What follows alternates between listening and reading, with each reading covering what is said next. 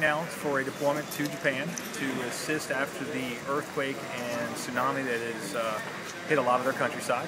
What you see going on all around us is the mobilization process, where we take all of our members, we put them through 5 different stages, and that gets them ready to go on the deployment.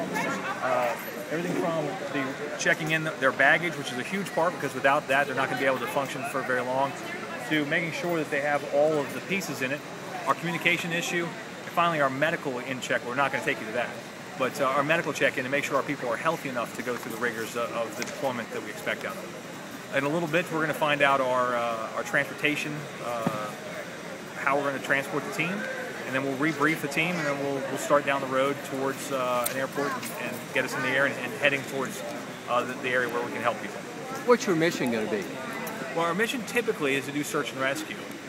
We do, though, we are able to help out in the humanitarian way after the search and rescue mission is over. So we always anticipate helping people by making rescues, and then later on helping them by whether it's moving foodstuffs or helping with commodities or looking at hospitals and making sure everything else functions properly in the community.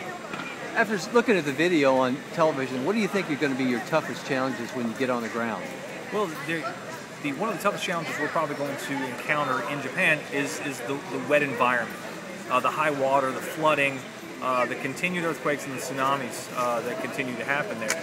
We are taking a swift water component, which allows us to operate in the waterborne environment, and that is a new function for us. We're excited about being able to do that and help out the people of Japan in that way.